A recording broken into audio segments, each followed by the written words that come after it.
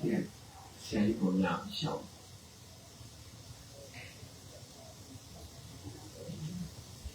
ไม่จริงหรอกတရားတွေတော့လောက်ခံကိုတရားဖြတ်တော့ဘာဖြစ်လဲတရားဖြတ်မှာမလို့ကိုယ်တိုင်လည်းတတ်နိုင်အောင်ကြီးတာမျိုးလေးဆိုရင်အမှဆရာတို့တရားတွေပြန်ဖြတ်တော့အဲ့ဒီခုလိုကချီးတယ်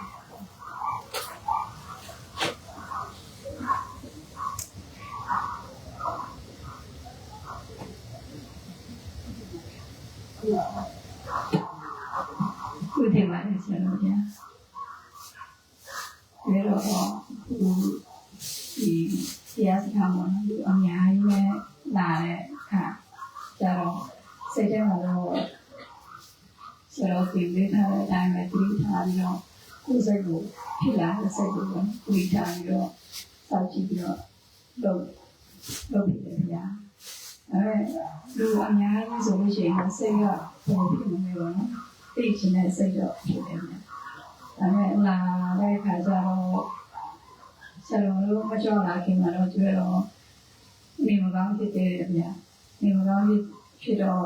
ဆရာလေးစီရမယ်ပါနဲ့ပါပြီးတော့အမျိုးဖြစ်တာနဲ့အမျိုးကောင်းတော့ဒီပုံမှန်ရဲ့အခါကျတော့ကျွဲတော့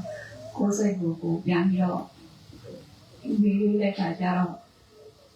ဟိုတဲ့ကျွဲတော့ကတော့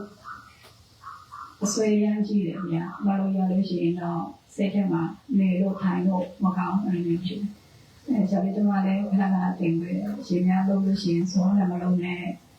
တော့တရားဒီပြတဲ့ခါကျတော့လုပ်လို့တော့တရားလို့ဆိုလို့ရှိရင်တော့မနာဘူးလည်းမအဲ့လိုနေလုပ်တယ်ဒီမျက်စိဟိုပါလေထိခိုက်လို့ပေါ့အမှောင်ထဲမှာကျတော့လုပ်နေတာလူမျိုးဖွေးပြီးတော့လုပ်ဆိုပြီးတော့ဆရာတို့ကခဏခဏကျွေးတော့တတိတွေနေဗျာအဲ့ဒါနဲ့ကျွေးတော့လုပ်ပြီးဆိုလို့ရှိရင်တော့မနာမလို့လုပ်တဲ့အကြည့်ပေါ်ရအဲ့ဒါနဲ့ထိရင်နဲ့ကျွေးတော့လုပ်တတ်သွားတယ်ဗျာဆရာတော်တင်မိတဲ့လိုမျိုးပဲမလုပ်ဘူးဆိုလို့ရှိရင်တော့ကိုဒီတိုင်းပဲရှင်နေပါလေလောက်ရင်လုပ်တတ်သွားတဲ့ဟာပေါ့ကိုယ်စိတ်ကိုလည်းကိုယ်ထိန်းပြီးတော့လုပ်တတ်သွားတယ်ပြီးတော့လုပ်ရင်းနဲ့တည်ယူတဲ့ဟာကတကယ်လက်တွေ့ပို့ပြီးတော့ကြာနေပြီပြီးတော့ဒီခရီးစဉ်တစ်လျှောက်မှာလည်းဆရာတော်ဘုရားနဲ့တူပေါင်းလာကြတဲ့ဆရာလေးဆရာကြီးတွေအားလုံးနဲ့ပြန်ကျေးဇူးအများကြီးတင်တယ်ဗျာသူတို့ဒီမလေးရှားမှာတော့ဟိုသူတို့တရားကြည့်ကြတယ်ပြီးတော့တရားမေးပြီးလူနဲ့တော့ရှိတယ်ဗျာဒါပေမဲ့လက်တွေ့အဖို့လုံးလက်တွေ့ကြပါတော့ဟိုတကယ်ကြုံတွေ့ရတဲ့အခါမှာဖြစ်လာတဲ့စိတ်နဲ့ဟိုဒီတိုင်းပဲထိုင်ပြီးပြောနေတဲ့စိတ်တွေကတကယ်မတူညီဘူးဆိုတဲ့ဟာကိုတော့တွေ့ရတယ်ဗျာတကယ်လို့လာပြီးတော့ဘောနော်ကိုစိတ်လာမတိုက်ဘူးဆိုလို့ရှိရင်ကိုမှကင်းနေတယ်လို့ဘာလို့လဲဘာမှမသိဘူးပေါ့ဗျာဟာလေကိုပဲအေးချနေတယ်လို့ပေါ့ဗျာတကယ်လို့အဖို့လူအများတဲ့ကြောင့်တဲ့ခါကျတော့စိတ်ကိုအများကြီးဖြစ်တဲ့ခါကျတော့ကိုယ်စိတ်ထဲမှာဘာတွေရှိလဲဆိုတဲ့ဟာကိုသိခွင့်ရတယ်ဗျာအဲ့ဒီပြောလို့တော့အများကြီးကျေးဇူးတင်နေဗျာလက်တွေ့ကြကြမှာကျတော့ပို့ပြီးတော့ကျတော့အခုတင်ပေးနေတဲ့မိသားကဒီတိုင်းထိုင်ပြီးတော့တရားကြည့်နေတဲ့အစားပေါ့နော်လက်တွေ့မှာကိုတွားလာလှုပ်ရှားနေရင်းနဲ့ကိုစိတ်ထဲမှာဘာတွေဖြစ်နေလဲပြီးတော့သတိထားပြီးတော့ကိုစိတ်ထဲမှာဖြစ်နေတဲ့ဖြစ်စဉ်တွေကိုကိုသတိထားစောင့်ကြည့်လို့ရှိရင်တကယ်ပဲသိခွင့်ရတယ်ဗျာကိုရဲ့မသိစိတ်ထဲမှာကိုမသိနိုင်တဲ့စိတ်တွေလည်းရှိနေသေးပါလားပေါ့ဗျာအဲ့ဒါလည်းသိခွင့်ရတဲ့အတွက်ကျွန်တော်တို့တော့အများကြီးလည်းကျေးဇူးတင်တယ်ဗျာအခုလိုမျိုးဆရာတော်ဘုရားဝိရနေလည်းကြွလာတယ်ပြီးတော့သူတို့အခုလိုမျိုးလက်တွေ့ကြကြပါတော့ကိုစိတ်ထဲမှာဖြစ်နေတဲ့စိတ်တွေကိုအများကြီးလည်းတော့ဆုံးဖြတ်ရတယ်ဗျာဒီခရီးစဉ်မှာပေါ့နော်တောက်လျှောက်လုပ်တယ်ကိုမှရှိတဲ့မြတ်ခွန်အားတွေကိုစိုက်ထုတ်ပြီးတော့လုပ်ခဲ့တယ်ဗျာဒါပေမဲ့အရင်ဆရာတော်တင်ပေးတယ်လို့မျိုးကအလိုက်တင်လုပ်လိုက်တဲ့ခါကျလို့ရှိရင်တော့အများကြီးပင်ပန်းတာမကြုံရဘူးဗျာအေးဘယ်လိုပြည့်လို့ကိစ္စမရှိဘူးဗျာဒီအလိုက်တင်ပဲပေါ့ဗျာအလိုက်တင်ဆိုလို့ရှိရင်တော့တော်တော်လေးတက်တာလေဗျာ ပြီးတော့ဒီကြီးစင်တခြားမှာလည်းဘယ်တော့အတွေ့အကြုံတော်များများလည်းရတယ်ဗျာဒါပေမဲ့တို့ရဲ့ဘာလဲအခက်အခဲမရှိခဲ့တာကဘယ်လိုမျိုးလဲဆိုတော့ပြန်နားလည်လာတော့တို့ဆရာတို့ရဲ့ပေရတော်တော်ဘောနော်ပြည်နယ်ကြီးစင်ပဲပြပြပေရတော်တော်ထိုင်းကိုပဲတော်တော်ဘောနော်အဲ့ဒီမှာဆရာတို့ live တွေကိုတို့လိုက်ကြည့်တယ်ပြီးတော့နားထောင်တယ်နားထောင်ပြီးတော့ထိုင်းပါဆိုလို့ရှိရင်လည်းလူအယောက်200 300ဆိုတရားစခန်း400 600ဆိုလို့ရှိရင်ဒီတိုင်းပဲဆရာလေးတွေဘယ်လိုမျိုးလုပ်ကြလဲပေါ့နော်ပြီးတော့အဲ့လိုမျိုးလိုက်ပြီးတော့လေ့လာကြည့်တယ်ပြီးတော့ပြီးတော့တို့တူတရားထိုင်ကြာတော့ဆရာလေးတို့ကပြောပြတယ်ရှင်မြတ်ကြည့်ထားအဲ့လိုမျိုးဘာလဲဆရာတော်ဘယ်လိုမျိုးတင်သွင်းနေလဲပေါ့နော်ဘာလဲဒီဆရာတော်ပြောလို့ရှိရင်လူအများကြီးနဲ့သွားတယ်ဘယ်လိုမျိုးသူတို့အဲ့ရတဲ့အကြောင်းကိုသူတောက်လျှောက်ပြောပြတဲ့ခါကျတော့အဲ့မှာစိတ်ထဲကနေအခုလိုမျိုးလက်တွေ့ကိုယ်တိုင်းလက်တွေ့မကြုံရပေမဲ့လည်းအဲ့ဒီမှာကြည့်ခဲ့ဘူးတဲ့အတွက်ကြောင့်ပေါ့နော်တော်တော်လေးကိုအခုဒီခရီးစဉ်မှာတော်တော်လေးစိတ်ခံနိုင်ရရှိပါတယ်ဗျာအဲ့ဒီတော့လည်းဆရာတော်လည်းကျေးဇူးအများကြီးတင်ပါတယ်ဗျာဒါတော့အခုဒီအခုတော့ခုမှအရာတရားပဲရှိပါတယ်ဗျာဟိုထိုင်းပြည်စီမှာဆိုလို့ရှိရင်ထိုင်းဒီကြံတရားစကားမှာဆိုလို့ရှိရင်တွေ့အရောက်တနေရာမှာဆို200 300ဆိုလို့ရှိရင်ပေါ်ပြီးတော့ပြင်မှာပဲဗျာအဲ့ဒီမှာတော့အများကြီးကြည်ထားတဲ့ဟာကြောင့်ပေါ့နော်ဒီမှာလည်းစတော်တော်လေးတက်တာရှိတယ်ဗျာပြီးတော့အခုယုံကြည်မှုပေါ့ဗျာဒါတော့ကျွန်တော်ပြောစားပြီးတော့တွေ့တဲ့အခါကျတော့လို့ရှိရင်မဖြစ်မှာပဲတွေ့ခဲ့တယ်အဲ့တော့စပုံမဖြစ်မှာပဲတွေ့ခဲ့တယ်ဆရာတော်တရားဟောနေတဲ့အချိန်မှာတွေ့တော့စာသက်ဆိုင်လုပ်တဲ့ခါကျတော့အများကြီးစူညာနေတဲ့နေရာကနေလာခဲ့တဲ့ခါကျတော့ဒီတရားကိုသိစိတ်တဲ့နေရာနဲ့ရှိသေးပါလားဆိုပြီးတော့ခံစားမှုနဲ့တွေ့တော့ပထမဆုံးတရားစထိုင်ပြီးတဲ့အချိန်ပေါ့နော်ဆရာတော်တခုပြီးတခုတရားတွေပြောနေတဲ့အချိန်မှာပြောတော့ရဲ့စိတ်ထဲမှာတော့ဒီဆရာတော်ပြောတာမှန်ပါတယ်ဆိုတော့စိတ်ဖြစ်ခဲ့တဲ့အချက်နဲ့ပေါ့နော်ဆိုတော့စပြီးတော့စိတ်ထဲမှာလည်းခဏတော့ဖြစ်တယ်အခုတရားပြန်ထိုင်ရင်နဲ့ပြန်ပြီးကြည့်တဲ့ခါကျတော့စိတ်ထဲမှာဖြစ်တယ်ဘယ်လိုဖြစ်လဲဆိုတော့တွေ့တော့ငယ်တော့ကပေါ့နော်ဒီလူတရားကိုကြည့်လိုက်တဲ့ခါကျတော့ဒီအဖွားကတော့တော်သေးပေါ့သူ့နာမည်ဒါပေမဲ့တို့တော့သူ့ကိုကြည့်နေရင်နဲ့ဒီလူကလူလည်းမဟုတ်ဘူးပေါ့ဘာလဲတော်သေးဆိုတဲ့လူလည်းဘယ်ရောက်တော့လဲပေါ့တို့တော့အဲ့ဒီစိတ်ထဲမှာဖြတ်နေလာတယ်ဗျအဲ့လိုမျိုးဖြစ်လို့လည်းတော်တော်လေးဒီဟာလူလည်းမဟုတ်ဘူးပေါ့နော်တော်သေးဆိုတဲ့လူလည်းမဟုတ်ဘူးစိတ်ထဲမှာအဲ့သူ့ကိုကြည့်ရင်ဖြတ်နေလာဖြစ်တယ်အဲ့ဒါနဲ့တို့ဖြတ်ချလိုက်တယ်အဲ့မှာတို့တော့စပြီးတော့ဖြစ်တယ်ပြီးတော့တရားဆရာကောင်းကိုရှာရမယ်ပေါ့နော်စိတ်ထဲမှာတော့ဖြစ်ဘူးလေအဲ့ဒါနဲ့ဘိုးနဲ့တရားလည်းမကြည့်ဘူးပေါ့ဘယ်လိုဖြစ်ပြီးတော့ဒီဆရာကောင်းတရားကောင်းကိုရှာရမယ်နောက်ပြီးတော့ဒီလူဘဝရတာဘာလို့ဖို့လဲပေါ့ဘာဖြစ်လို့လူဘဝရတယ်လူဘဝကြီးရခဲ့တယ်ပေါ့အဲ့ဒါဘာဖြစ်လို့ဒီလူဘဝရခဲ့တဲ့လူဘဝအခုအလုံးနဲ့အိမ်နဲ့လို့အိမ်နဲ့ကြောင်းအဲ့ဒါနဲ့ပဲပုံစံတွေရတာလေဆိုပြီးတော့ပြောတော့စိတ်ဖြစ်ခဲ့ဘူးလေအပြေရှာခဲ့တယ်ဒါပေမဲ့အပြေရှာမရဘူးဆရာတော်နဲ့တွေ့ပြီးတဲ့နောက်ပိုင်းတော့ငယ်တော့ကဖြစ်ခဲ့ဘူးတဲ့စိတ်ပေါ့နော်ဆရာကောင်းတွေကိုရှာရမယ်ဆိုတဲ့ဟာတက်ကြည့်လာလို့ရှိလို့ပေါ့နော်အချိန်တစ်ခုရလာလို့ဆိုလို့ရှိရင်တော့အဲ့ဒါအခုတွေ့ပြီးပေါ့ဒါပေမဲ့ပြောစိတ်ထဲမှာပဲထားပြီးတော့ဒီနေ့ဝင်ပြန်ပြောရဖြစ်ခဲ့တယ်ဗျာအဲ့ဒီနောက်ပိုင်းမှာတော့9နှစ်ပေါ့နော်9နှစ်နောက်ပိုင်းတော့ပြိတ္တာနဲ့အဆက်တွေမရှိခဲ့ဘူးဗျာအဲ့ဒီတစ်ခေါက်ပဲဆွန်ကျွေးဆွန်လာကျွေးနဲ့အတိအမတရားနဲ့လိုက်လာပြီးတော့ဆွန်ကျွေးဖြစ်တယ်ပြီးတဲ့နောက်ပိုင်းတော့ဆရာလေးကြီးတို့ကြတော့အပြင်ဆရာလေးကြီးတို့အပြင်ဆွန်ကြွတဲ့ခါကျတော့ဆိုလို့ရှိရင်တော့တွေ့တော့ဆိုင်မှာတခါမှဒီတရားကတော့သူကဆွန်စားပေးတဲ့ခါကျတော့ဆရာလေးကြီးတို့တခါတွေ့ဘူးတာပဲရှိတယ်ဗျာသိကြအောင်ကြတော့အဲ့နောက်ပိုင်းမရောက်ဘူးဗျာ2020မှာကျတော့ဒီလိုထပ်ပေါက်ပြောလို့ရှိရင်တော့ထပ်ပေါက် ပိတ်တယ်ပေါ့ဗျာတပ်ပေါက်ပိတ်တယ်ဆိုတော့ဘာဖြစ်လဲဆိုတော့2021မှာ2020မှာတွေ့တော့ဒီလက်ရှင်ပြန်ဖို့အတွက်တွေ့တော့အဖေနဲ့ဝီကစီစဉ်ဆွဲထားပြီးပါပြီဗျာဒါပေမဲ့ကိုဖြစ်တော့တွေ့တော့မပြန်ဖြစ်လိုက်ဘူးဗျာမပြန်ဖြစ်လိုက်တဲ့ခါကျတော့အော်တရားလဲကိုကုတို့မဖြစ်သေးလို့ဟုတ်မရှိသေးပါလားဆိုပြီးအဲ့လိုမျိုးရဲ့အစိတ်ကိုချလိုက်တယ်ဗျာ2020မှာကျတော့2000တွေ့တော့ဆိုင်မှာတခါမှအလုပ်ပြည့်4ရက်ဆိုတာတောက်လျှောက်မပြေဘူးဗျာ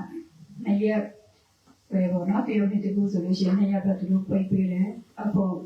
ဒီနေ့မှာ2000 4ရက်ပဲဆိုတော့ဟို2020မှာဘူးပြေမရှိတဲ့ဒီလက်ရှိဆိုလို့ရှိရင်ဒီမှာဘိုးလိုရမှာလားတော့သူတို့လိုက်စုံစမ်းနေကြတယ်အဲဒီဆွေးနွေးတဲ့အမှန်ပဲဆရာကြီးရေပေါ်လာတာပေါ့နော်ပြီးတော့ကျွန်တော်ဒီနေ့ဆက်တယ်ပေးလိုက်တယ်အဲတွေ့တော့ကလည်း4ရက်ပဲဘူးမဆိုတော့ဘိုးပြပြပါမှာညာဆိုရတယ်1ရက်ပဲဘူး2ရက်ပဲဘူးပေါ့နော်3ရက်ပဲဘူး1ရက်ဘူးရင်လည်း1ရက်ကုတူရတာပေါ့2ရက်ဘူးရင်2ရက်ကုတူရတာပေါ့အဲ့လိုမျိုးဘိုးပြပြတယ်ဗျာဒါလည်းဒီလိုဘိုးပြပြတဲ့ခါကျတော့တွေ့တော့လေပြောတော့အော်4ရက်မှာဆိုလို့ရှိရင်တော့ဘယ်မှမတော်ဆရာနေရလည်းမရှိဘူးဆိုတော့2020မှာဘိုးပြပြတဲ့ဒီလိုက်ရှင်တော့ဘိုးမဟုတ်ဆိုတော့အဲ့ဒါနဲ့တွေ့တော့စမလို့ကျရည်လို့ပြန်စမှာကြတော့ကိုဝိကတက်လို့အပေါ်အောက်ဆင်းလို့နော်တက်လို့မရတဲ့ခါကျတော့စမကြီးရဲ့ကြမှာတော့ဘိုးလို့ရတယ်ဆိုတော့အဲ့ဒါနဲ့တွေ့တော့စမကြီးရဲ့ကြမှာကျတော့ကျွန်မလည်းဆက်တွေ့ပြီးတော့တွေ့တော့ရောက်လာခဲ့တယ်ဗျာပြီးတော့တွေ့တော့2ရက်ပဲဟိုပြီးတဲ့ခါကျမှဆိုတော့တွေ့တော့စိတ်ပြောင်းသွားတယ်ဗျာစိတ်ပြောင်းသွားတဲ့ခါကျတော့တွေ့တော့တခါမှပေါ်ရမှာပေါ့နော်ယုံနေနာနဲ့ယုံနာဘာခါလာငါဘာဒုက္ခသစ္စာဆိုတဲ့တရားတွေ့အောင်မချဘူးပါဘူးဗျာဆက်ဝိုင်းပုံတွေ့လို့ရှိရင်တော့တွေ့တော့တရားညာဝီတဲ့ဟုဆိုတော့တွေ့ကြုံသွားတယ်ဗျာတရားကြောတော့နားမထောင်ပြဘူးပေါ့ဗျာ။ဆရာတော်တရားနာတဲ့ခါကျမှဆိုလို့ရှိရင်ရုပ်နာဘာခန္ဓာ၅ပါးဒုက္ခသစ္စာပဲရှိတယ်ဆိုပြီးတော့ဘာမှမဟုတ်ဘူးမရှိဘူးဆိုတဲ့တရားတွေတော့စပြီးတော့နာတဲ့ခါကျတော့မရှိဘူးဆိုရင်ဘာမှရမယ်ရုပ်နာဘာခန္ဓာ၅ပါးဆိုတော့ဘာမှလည်းမသိဘူးဗျာ။မရှိဘူးဆိုတော့ဘာလဲဆိုတော့လည်းမသိဘူး။ဒါပေမဲ့တော့ယုံကြည်မှုတစ်ခုတည်းပေါ့နော်။ဆရာတော်ပြောတဲ့တရားဟာမှန်တယ်ဆိုတဲ့ယုံကြည်မှုနဲ့တော့စက်ပုံကဖြစ်ခဲ့တဲ့ယုံကြည်မှုနဲ့တွေ့တော့သွားတယ်ဗျာအဲ့ဒါနဲ့ဘာမသိညာမသိလို့တွေ့တော့မရှိဘူးလို့ပဲတရားနှလုံးသွင်းပြီးတော့တွေ့တော့နှလုံးသွင်းရင်နဲ့တွေ့တော့ရဲ့စိတ်အကြောင်းပေါ့နော်တွေ့တော့2022မှာဆရာတော်ဘုရားစိတ်ကိုကနေကိုဝိနဲ့ဒီမလေးရှားကိုတရက်ပြန်ကြွဝင်ဖြစ်သွားတဲ့ခါကျတော့တွေ့တော့ဆရာတော်နဲ့တရားတော်မေးဖြစ်တယ်ဗျာတရားတော်မေးဖြစ်တော့ဆရာတော်ရဲ့တကယ်မဟုတ်ဘာမှမဟုတ်ဘူးဆိုတဲ့တရားကိုတွေ့တော့နားထောင်ပြီးတော့တကယ်လည်းဘာမှမဟုတ်ပါလားဆိုပြီးတော့တကယ်ပဲလက်ခံသွားမိတယ်ဗျာဘာမှတကယ်မဟုတ်ဘာမှမဟုတ်ဆိုတော့အခုတွေ့တော့ပြောနေရင်လည်းပေါ့နော်ပြီးဆုံးနေတဲ့ဟာကိုတကယ်မသိလို့ရှိဟုတ်ပေါ့နော်မှပြီးတော့တွေ့တော့ပြောနေကြတယ်ထင်နေကြတယ်တွေးနေကြတယ်ပေါ့နော်အဲ့လိုမျိုးဖြစ်နေတဲ့ဟာတွေကတကယ်လည်းဘာမှမဟုတ်ပါလားဟိုရှာနေတဲ့ဟာတွေလည်းဘာအတွက်လဲပေါ့ရှာတယ်လုံရင်းတိုင်ရင်းနဲ့အခြေအနေကုန်သွားကြတယ်ဒီလူဘဝရခဲ့တဲ့လူဘဝဘာအတွက်နဲ့ကုန်ဆုံးနေတာလဲပေါ့တွေ့တော့အဖြစ်သိချင်ပါလေဗျာအဲ့ဒါနဲ့တွေ့တော့စိတ်ကတော်တော်လေးထူးဆန်းနေပါလားဆိုပြီးတော့ကျတော့တပူလုံးမိတ်ကြတယ်ကိုယ့်ရဲ့မကောင်းတဲ့အကြည့်ဆိုးတွေကိုစွန့်နိုင်အောင်ရှာဖို့အဲ့လိုစွန့်နိုင်အောင်လုပ်ဆိုပြီးတော့ကျတော့အဲ့လိုမိတ်ကြတဲ့ခါကျတော့တွေ့တော့တင်တာတော့အရင်ကိုကောင်းတယ်လို့ပဲထင်ထားတယ်ဆိုတော့အကြည့်ဆိုးကအကြည့်ဆိုးဘာမှရှိလဲပေါ့နော်အဲ့သိချင်တဲ့စိတ်တော့ပေါ်လာတယ်အဲ့လိုတွေ့တော့ဆိုတော့ပြန်သွားပြီးတဲ့နောက်ပိုင်းတော့ဆိုလို့ရှိရင်ကိုယ့်ရဲ့အကြည့်ဆိုးလို့ဘာရှိလဲအဲ့ဒါနဲ့တတိထားပြီးတော့စောင့်ကြည့်တဲ့ခါကျတော့အများကြီးလည်းကိုယ့်ရဲ့အကြည့်ဆိုးတွေကိုသိခွင့်ရတယ်ဗျာဟိုမှားသိမှပဲကိုကပြင်နိုင်ပါလိမ့်မယ်ကိုယ့်ရဲ့စိတ်ကိုယ့်ရဲ့ မကောင်းတဲ့စိတ်တွေကိုယ့်ရဲ့အကြည့်ဆိုးတယ်ဘာမှကိုမသိဘူးဆိုလို့ရှိရင်တော့ဘယ်လိုလုပ်ပြီးတော့မှပဲပြင်နိုင်မှာမဟုတ်ပါဘူးဗျာအဲ့ဒါနဲ့တို့တော့ရဲ့တဖြည်းဖြည်းနဲ့တို့တော့ကျွန်တော်ယုံကြည်မှုတစ်ခုနဲ့ပေါ့နော်တို့တော့မရှိဘူးလို့ပဲမှန်နိုင်ရင်းနဲ့ပဲနောက်ကြတော့တကယ်မဟုတ်ဘူးတကယ်မဟုတ်ဘူးဆိုပြီးတော့ပြောင်းလာတယ်ပြီးတော့ငါမဟုတ်ဘူးတကယ်မဟုတ်ဘူးရောက်လာတော့ဒီခါတော့တရားတွေပဲအကြောင်းရုပ်ဖြစ်နေတဲ့အကျိုးတရားတွေပဲအကြောင်းကလည်းပြီးဆုံးတော့ဘာမှလည်းပြောင်းလို့မရတော့ဘူးဖြစ်ခဲ့တဲ့ဟာလေအကျိုးကလည်းအခုပုံပြီးတော့ပြောင်းနေတာပဲအဲ့ဒါတရားမလို့တွေးရင်းနဲ့ပဲဆိုတော့ဖြစ်လာတဲ့စိတ်ပေါ့နော်ပြီးတော့ကိုကအများကြီးပဲဒီမတိုင်းခင်မှာဆိုလို့ရှိရင်အများကြီးပဲမကောင်းတာတွေအများကြီးပဲလုပ်ခဲ့ဒါလေးတွေညာဘာလဲကိုမသိမှုနဲ့ပေါ့နော်ကိုအများကြီးပဲမကောင်းတဲ့ဟာတွေလုပ်ခဲ့တယ်ဆိုလို့ရှိရင်ကိုအကျွေးမဆပ်ပဲနဲ့ပေါ့နော်ဘယ်လိုလုပ်ပြီးတော့ကိုကုသိုလ်လုပ်လို့ရမှာလဲပေါ့အဲ့ဒါနဲ့ကိုလုပ်ခဲ့တဲ့ဟာပြီးတော့ဘုသူ့ဘုံမှာလည်းအပြည့်မတင်မမီတော့ဘူးဗျာအခုဆိုလို့ရှိရင်တော့တော်တော်လေးကိုစိတ်ကဟိုမှာဒီတမျှပေါ့နော်ကိုလုံးကပို့ပုံမှာပဲမူတည်နေတဲ့ဟာကိုတော့ကိုလုပ်ခဲ့တဲ့အကြောင်းကြောင့်ဖြစ်လာတဲ့အကျိုးတရားတွေပေါ့အကြောင်းကလည်းမမြဲဘူးတကယ်အကြောင်းစိတ်ကိုသိလို့ရှိရင်တော့တော်တော်လေးကိုလွတ်လပ်သွားတယ်ဗျာအမှန်တကယ်ကတော့ဘယ်သူမှလုပ်တယ်မဟုတ်ဘူးဟိုလုပ်ခဲ့တဲ့ဟာတွေပေါ့နော်ဗျာအကြောင်းကတကယ်လည်းဟို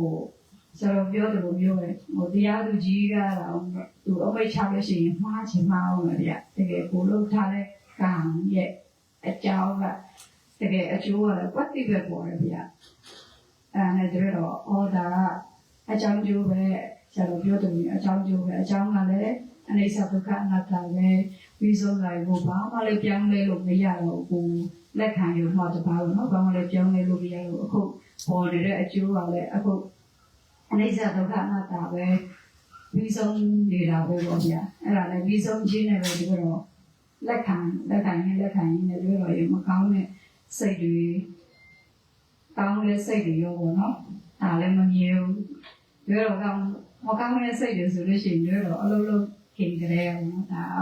ကိုယ်စိတ်ကပဲကိုယ်ကိုနှိမ့်ဆက်နေတာအခြားသူတွေကနှိမ့်ဆက်လို့မရဘူးဘာလို့ဖြစ်ပေါ့နော်သူကမကောင်းတာပဲဖြစ်ကောင်းတာပဲဖြစ်ပေါ့နော်မကောင်းတာဖြစ်ရင်လည်းသူတစ်ပါးကကိုယ်ကိုနှိမ့်ဆက်လို့မရဘူးကိုယ့်ရဲ့သူတစ်ပါးကိုယ်ရိုက်တယ်ဆိုရင်တော့မှပဲကိုသူရိုက်တဲ့အချိန်တော့ပဲပြီးသွားပဲပြီးတော့နာနေတာကိုယ်စိတ်ကလည်းနာနေတာအော်သူငါ့ကိုရိုက်ခဲ့တယ်သူငါ့ကိုပြောခဲ့တယ်သူငါ့ကိုဆဲတယ်ပေါ့နော်အဲ့ကိုယ်စိတ်ကပဲကိုယ်ကိုနှိမ့်ဆက်နေတာလားဆိုတော့ပြီးတဲ့အခါကျတော့ဘသူ့ကိုယ်နဲ့မှပဲကိုမရှိပြန်ချင်တော့ဘူးကိုယ့်ရဲ့အဲ့ဒီစိတ်ပြောလို့ရှိရင်ကြည့်လိုက်တာပေါ့ဗျာကိုယ့်ရဲ့စိတ်ကပဲကိုယ်ကိုနှိမ့်ဆက်နေတာဆိုတဲ့အစစ်ကိုတေးတဲ့အခါကျတော့သူတစ်ပါးကိုလည်းအပြစ်မမြင်တော့ဘူးကိုယ့်ရဲ့စိတ်ကပဲဒီကတော့ကြည့်လိုက်တာဒီစိတ်ကငါ့ကိုနှိမ့်ဆက်နေပြီဆိုပြီးတော့ဒီစိတ်ကိုပဲနိုင်အောင်ပဲတွေ့တော့မတရားမလို့တွေ့နေဒီမကောင်းတဲ့စိတ်တွေဖြစ်ကောင်းတဲ့စိတ်တွေဖြစ်ပေါ့ကောင်းတဲ့စိတ်ကြတော့တို့တော့ကတတ်မဲ့တယ်ဗျတတ်မဲ့တဲ့ခါကျတော့အခုတည်းပြောတော့ဒီကောင်းတဲ့စိတ်ကလည်းပျော်မွေ့နေဆိုကြတော့ပြောကောင်းတဲ့စိတ်ကလည်းပျော်နေမှာဆိုလို့ရှိရင်လောဘပဲတဲ့မကောင်းတဲ့စိတ်ကလည်းဒေါသပဲဆိုတော့ဒါကဘယ်လိုမှမလို့တော့ဘူးလို့အဲ့ဒါနဲ့ပြောတော့ကောင်းတဲ့စိတ်ကလည်းမမြဲဘူးမကောင်းတဲ့စိတ်ကလည်းမမြဲဘူးပြီးတော့တို့တော့တစ်ခုကြုံတွေ့ရမယ်ဆိုလို့ရှိရင်တော့ဆရာတော်တရားကိုပဲတောက်လျှောက်ပြည့်တယ်ဗျာအဲ့ဟိုခဲစုမမြဲဘူးခုနကပိုင်းဆိုလို့ရှိရင်ဆရာတော်တရားပြောတဲ့ဟာပုံပြီးတော့မြည်တယ်ဗျာဟိုတွေ့တဲ့ဟာဆိုလို့ရှိရင်တကယ်ပေါ့ဘာလဲအခုတို့လို့ရင်းကန်ရင်းနဲ့ဆိုလို့ရှိရင်အခုအများကြီးကြုံတွေ့ရတဲ့ခါကျတော့ဆိုလို့ရှိရင်ကိုယ်စိတ်ကဆံဝဲစစ်နေတယ်လို့ပြောပါဗျာဘာဖြစ်မှလဲပေါ့နော်ဘာစိတ်ကဘယ်လိုမျိုးသွားလဲတော်တော်လေးအဆင်ပြေတယ်ဗျာဟုတ်ပြီစီမှာဆိုလို့ရှိရင်ပြီးတော့တော်တော်လေးပုံပေါ်လာနဲ့လူလာနဲ့လုပ်နေရင်စိတ်လည်းဖြစ်တဲ့ဟာတိတ်မရှိဘူးပေါ့ဗျာဒါမှဒီခေါင်းကအခုမနေ့ကကာပေါ်မှာပြီးတော့မနေ့ကတည်းကလုံး ဟောဖျားတယ်ဗျဖျားတော့ဝန်းလေးသွားတယ်ပြီးတော့အဲ့နဲ့တွေ့တော့ပြန်ပြီးတော့ကိုပြန်ပါစိတ်တွေဖြစ်သွားတယ်ပေါ့အဲ့တော့မနေ့ပိုင်းကစိတ်နဲ့ကလောင်လူကစိုက်နေနေပါလားအော်ဖရစ်ကနေဒီကိုကလောင်ရိတ်တာကိုပြောင်းတဲ့ခါကျမှပြောင်းတဲ့ခါမှာပြီးတော့လာကိတွေအကုန်လုံးပျက်စီးတွေများတဲ့ခါကျတော့သူတို့ကိုတင်ခိုင်းလို့ရှိရင်ပေါ့နော်။ဒါလည်းနေရာမလောက်ဘူးဆိုပြီးတော့သူတို့လာကိထားခဲ့သူတို့ကိုယ့်ဟာကိုယ်တင်မယ်ပျက်စီးတွေလည်းကိုယ့်ဟာကိုယ်တင်မယ်။တို့တေမမလို့အပေါ်တက်သွားအဲ့လိုမျိုးပြောတော့သူတို့တင်တယ်တင်ပြီးတဲ့ခါကျတော့ဒီဘက်ကိုရောက်တဲ့ခါကျမှကျတော့ဝိုင်းချမယ်လို့တင်ထားတယ်။သူတို့ကလည်းအဲ့ဒီတကားကိုတော့မဟုတ်ဘူးဗျ။အဲ့ဒါနဲ့သူတို့သွားပြီးတော့ချဝဲတယ်ချဝဲပြီးတော့သူတို့အထဲကိုရယူသွင်းသွားမလားပေါ့နော်ပြီးတော့ဘယ်လိုမှလည်းလာမလို့ဘူးဆရာလေးတမနဲ့ဟိုဆရာလေးကတော့သူတို့ကလည်းအသက်ကြီးပြီဆိုတော့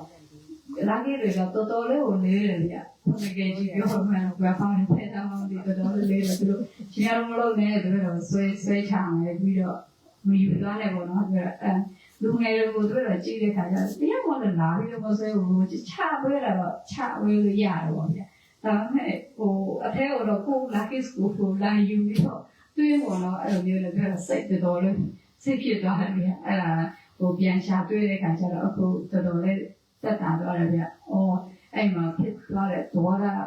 ရဖြစ်သွားတယ်ဗျာဒေါရဖြစ်သွားတယ်အဲ့အခုပြန်ဒီမနေ့ကျတော့တရားနှလုံးသွင်းရင်းနဲ့အော်ဒီဟာဒေါသတော်လေးဖြစ်သွားတယ်ဆိုပြီးတော့အဲ့မှာဒေါသဖြစ်တဲ့စိတ်ကြောင့်ဒီစိတ်ထဲမှာမသိတဲ့ဟာနဲ့ဒေါသဖက်နေတဲ့ခါကျတော့အခုပြန်သိတဲ့ခါကျတော့တော်တော်လေးကိုနေလို့ပြန်ကောင်းသွားတယ်ဗျ။ဘာလဲအပူလေးကြာသွားကိုကမဟုတ်တော့ဘူးဗျ။အဲ့ဒါတော့အကုန်လုံးကတော့ဒီလိုဖြစ်တဲ့စိတ်ပြောတော့လည်းနေမကောင်းဖြစ်တာခဏခဏဒီကံနဲ့သုံးခါလောက်ကြုံပြီးသွားပြီးဆရာတော်တရားနဲ့ပဲတွေ့တော့လုပ်သွားတယ်ပထမတစ်ခါကတော့တွေ့တော့နှလုံးဟာတဲ့ပေါ်တော့လူဖြစ်တယ်လို့မျိုးမခံနိုင်ဘူးပေါ့မခံနိုင်အကြောင်းတွေ့တော့ဦးလေးလေးနေမကောင်းဖြစ်တယ်အဲ့ဒါနဲ့သူကစေုံတရားတဲ့ခါကျတော့တွေ့တော့စေုံလေးသွားတယ်ပြီးတော့ကိုကကုသိုလ်လုပ်နေတဲ့ခါကျတော့ကိုကုသိုလ်လုပ်လို့ခါလို့ရှိရင်ကိုထက်တယ်နော်ကုသိုလ်ငယ်တဲ့လူတွေထိတယ်ဆိုတဲ့ဟာကိုတွေ့တော့သိတယ်ဒါပေမဲ့ကိုလည်းမလုပ်နိုင်တဲ့ခါကျတော့မခံနိုင်ဘူးစိတ်ကမခံနိုင်ဘူးမခံနိုင်တဲ့ခါကျတော့တွေ့တော့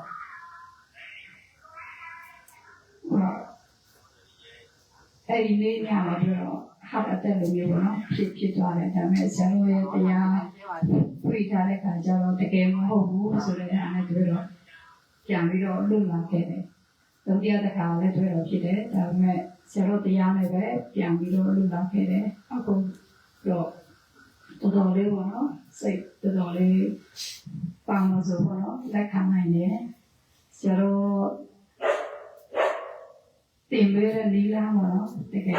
လက်တွေ့ကြတကယ်လို့ကြည်တုံးမှဆိုလို့ရှိရင်တော့ကြည်တုံးပြီးတော့နှလုံးသွင်းမှဆိုလို့ရှိရင်တော့တကယ်လေစိတ်အေးချမ်းပါတယ်ပြီးတော့တကယ်လည်းမှန်တယ်ဒီဘက်တော်တို့ကမဟုတ်ဘူးဆိုလို့ရှိရင်တော့ငါဥစ္စာတွေလည်းရှိလာမှာမဟုတ်ဘူးပေါ့ဗျာအခုကငါရှိတယ်လို့ငါဥစ္စာငါတတ်သမီးတွေငါပစ္စည်းတွေရှိနေတာတကယ်လို့ငါဖြုတ်နိုင်တယ်ဆိုလို့ရှိရင်တော့ငါဥစ္စာတွေငါတတ်သမီးတွေလည်းရှိတော့မှာမဟုတ်ဘူးပေါ့ဗျာငါလေးပြောလို့ဆွဲနေလို့ငါအပြင်ဘူးနော်တစ်ခုဖြစ်တော့မယ်ဆိုပြီးတော့အဲ့လိုမျိုးဆွဲနေတကယ်ငါမဟုတ်ဘူးဆိုတော့ငါမဟုတ်ဘူးငါတော့တင်လာတရားတွေပဲအကြောင်းရဖြစ်နေတဲ့အကျိုးတရားတွေပဲအကြောင်းကလည်းနေစာတက္ကနာတာအကျိုးကလည်းနေစာတက္ကနာတာပဲဆိုပြီးတော့နှလုံးသွင်းမယ်ဆိုလို့ရှိရင်တော့တကယ်လည်း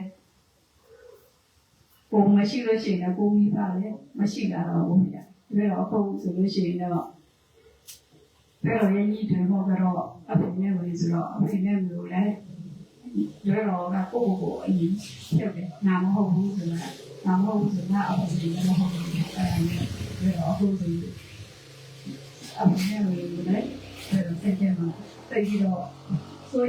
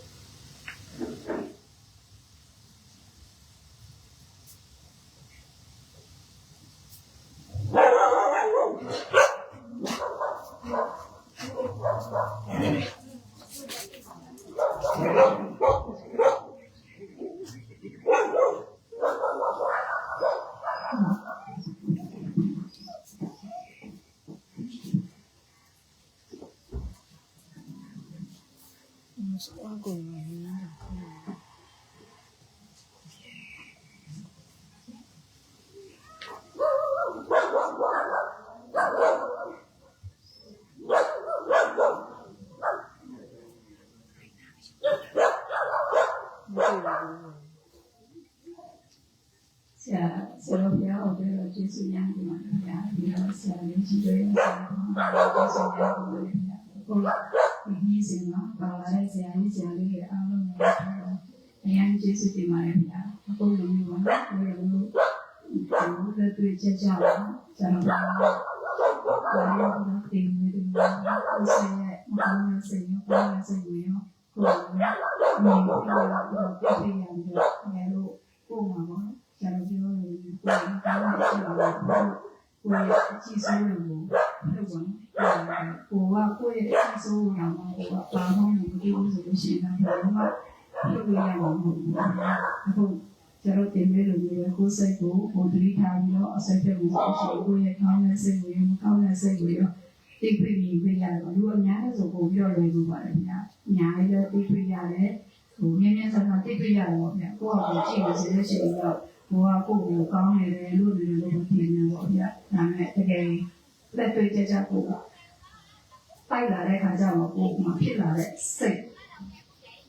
အဲ့မှာကိုယ့်ရဲ့မကောင်းတဲ့စိတ်ရောကောင်းတဲ့စိတ်ရောတိတ်ပြရတဲ့ခါကျတော့ပို့ပြီးတော့မြင်းမြန်းဆန်းဆန်းနဲ့ကိုကဒီပြရလို့ရှိရင်တော့ဒါမကောင်းတဲ့စိတ်တွေနဲ့မကောင်းတဲ့အကြည့်ပဲဒါမှရဲ့ကောင်းတဲ့စိတ်ရှိတယ်မကောင်းတဲ့စိတ်ရှိတယ်ပဲဒီပြရရဲ့ခါကျတော့ဒီပြရလို့ရှိရင်ဒါလည်းပဲအသိလို့မရဘူးဗျာဒါလည်းဒိဋ္ဌသတ္တနာပဲပြီးဆုံးနေတဲ့တရားနဲ့လို့တော့ပြီးဆုံးခြင်းနဲ့ပဲပြောင်းလဲခြင်းပျက်စီးခြင်းနဲ့ဘုံလုံးကအချိန်နဲ့နေတိုင်းမှာပြောင်းလဲပြီးတော့ပျက်စီးနေတာပဲဘာမှရှိနေတာမဟုတ်ဘူးပေါ့ဗျာအဲ့ဒါနဲ့တော့အဲ့ဒီဟာနဲ့ပဲနှလုံးသွင်းနေပေါ့ဗျာဆရာပြောလို့ပဲအချိန်နဲ့လို့ရှိရင်တော့ပြီးဆုံးပြီးတော့ပျက်စီးနေတဲ့တရားတွေကပါဝင်ပြီးအရေးကြီးနေတာလေပေါ့နော်အရင်ကတော့ပြောတော့လေအရေးကြီးကိုပဲအရေးကြီးဆုံးပေါ့နော်အဲ့လိုမျိုးပဲဖြစ်ခဲ့ပါတယ်ဗျာအခုနောက်ပိုင်းကပြောင်းလဲပြီးတော့ပျက်စီးနေတဲ့တရားတွေပြီးတော့အချိန်နဲ့နေတိုင်းမှာစကားတိုင်းပြီးဆုံးနေတဲ့အားလည်းပဲအဲ့ဒီဟာကိုနှလုံးသွင်းတာများလာလို့ရှိတော့တကယ်တော့ဘာလို့ဖြစ်လာခဲ့ပါတော့ကောင်းတာပဲကျုံဆိုးတာပဲကျုံပြီးဆုံးနေတာပဲဘာမှလည်းရှိနေတာမဟုတ်ဘူးဖြစ်နေတာမဟုတ်ဘူးပေါ့နော်အဲ့လိုမျိုးနှလုံးသွင်းနေတဲ့ခါကျတော့ဘာမှလည်းမဖြစ်တော့ဘူးဖြစ်အဲ့လိုမျိုးစိတ်တက်တာရရတယ်ညပြီးတော့ကိုယ်ရဲ့မကောင်းတဲ့အကြည့်စရိုက်တွေကိုကောင်းတဲ့အကြည့်စရိုက်တွေလည်းအခုလိုမျိုးဒီ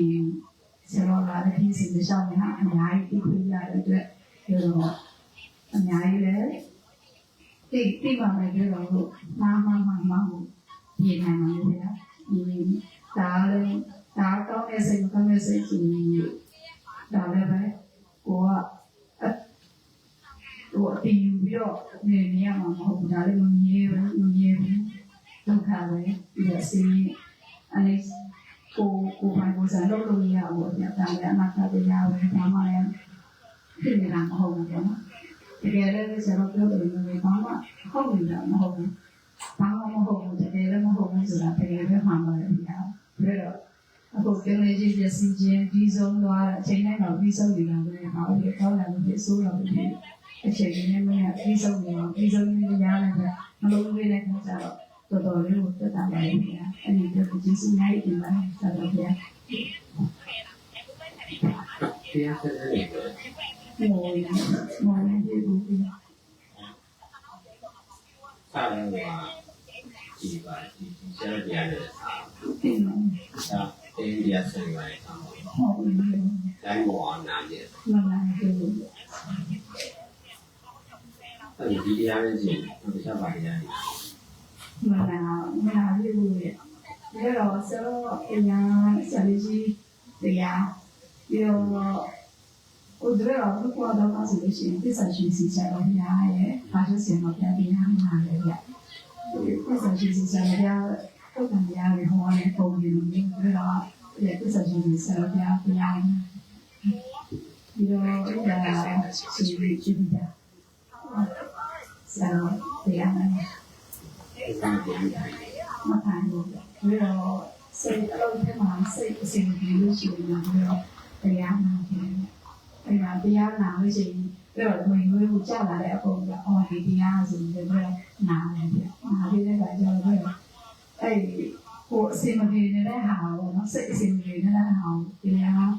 အဲ့တရားနာတဲ့အခါကျတော့တရားနာအဖြစ်ရှိတယ်ဆိုတာပြီးတော့ပြီးရတယ်အဲ့ဒါတော့စိတ်အစဉ်တွေရောဒီပြန်လာပြီးညပိုင်းလို့ရှိပြီးတော့တရားနာပြီးတော့ပြန်ထားတယ်ဗျာတရားနာပြီးတော့ဆိုပြီးတော့အလုံးဆက်ရင်းနေဆိုရင်ပြီးတော့မပြည့်ရမှာဆိုတော့ဒီမှာဆိုဆက်နေလာတော့ဒီတော့ကားနဲ့အလုပ်သွားတဲ့ခါကျမှဆိုလို့ရှိရင်ကားပေါ်မှာကြောက်နေမှာဖြစ်တယ်ဗျ။တရားနာတာစိတ်ရပုံစံလေးကိုဖြစ်နေတဲ့စိတ်ကိုတရားနာလို့ရှိရင်အဲဒီဆရာတော်ရဲ့ဟောတဲ့တရားတွေမှာကိုယ့်ရဲ့အစီအစဉ်တွေဟုတ်တယ်။အော်ဘာကြောင့်ဖြစ်သွားတာလဲဆိုတဲ့ဟာပြီးတော့သိရတဲ့ခါကျတော့ဒီတော့တရားနာတယ်။ဒါပေမဲ့သစ္စာလေးပါးတရားကိုကျတော့ဘယ်လိုမှနာကြည့်လို့ပြ။ဆိုတော့ဒီကိစ္စနဲ့ရောက်နေမှာဆိုတော့နာကြည့်တဲ့ခါကျတော့အားလုံးဒီတော့ပါလေလို့ပြ။တော့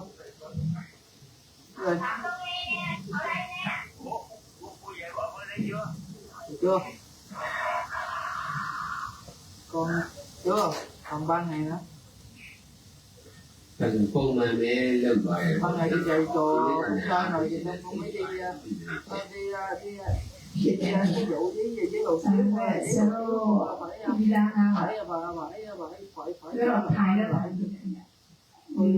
cái này là phải thôi quán á sao bây giờ thằng này bây giờ là rồi xong con mấy đi học món đi cái bảo bị xí bạc nó tôi nào sao thì tôi nào không cho rồi thì là cái thế là đều tốt chỉ không có không có là đều sao bây giờ nó sao tùy theo rồi sao có cái lo cho này học bắn Mỹ nữa là cái nhau không bị lại cho này quy xong lo mà để đi về là đấy quy xong lo mà đấy chỉ nhắn chỉ quy xong lo để cái đấy chồng cứ ra lại cả rồi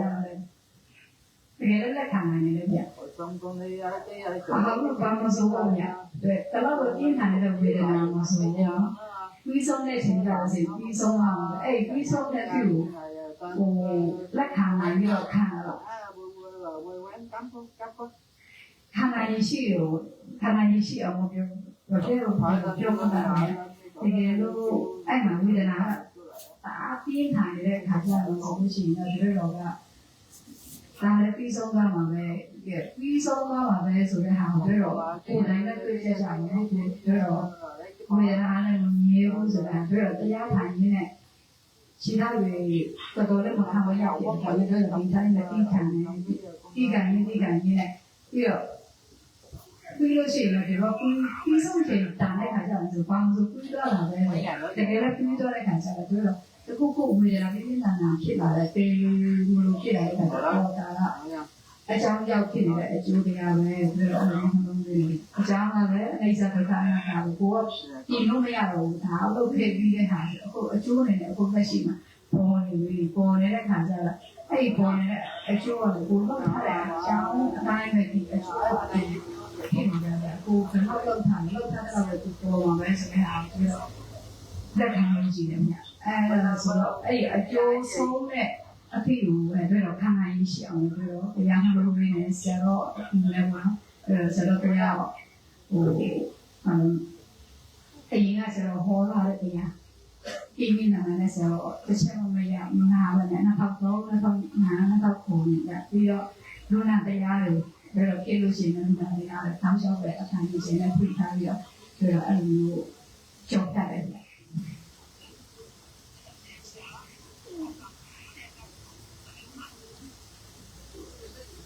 cái gì màတရားအထောက်အနှလုံးသွင်းတာအဆင်ပြေတယ်ဆိုတဲ့ပုံမျိုးပေါ့သိချင်တဲ့မူရ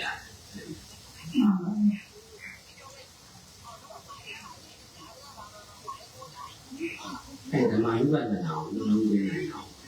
အဲ့ဒါပဲလောဘဒေါသမောဟနေလို့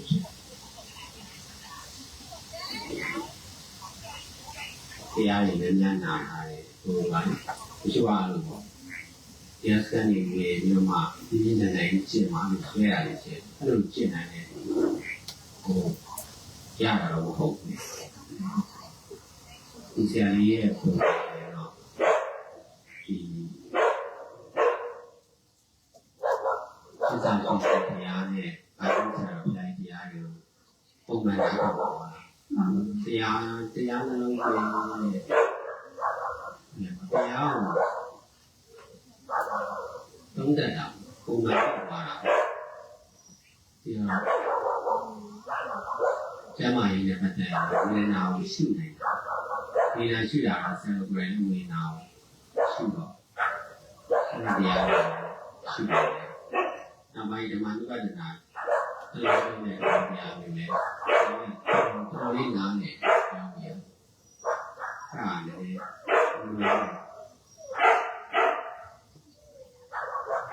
မ္မနုပဒနာရှုတာတော့ငါရဲ့ဖြစ်တာမောဟတတ်တာလည်းမလို့တကယ်ကြမလို့လို့လည်းဆရာတော်ဒါကိုသတ်ချပါ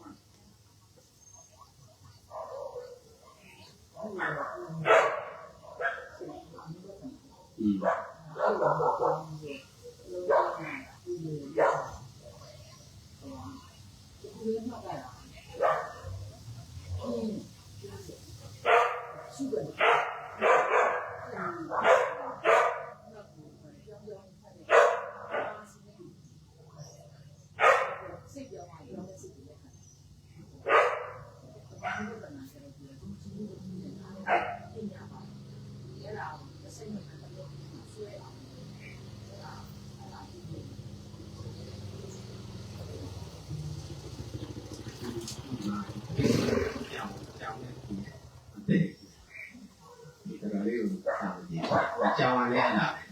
ဒီလိုကြာဘောတော့ကြည့်မြောက်တယ်အဲဒီဆိုကြည့်မြေပေါ်မှာနေတာမှ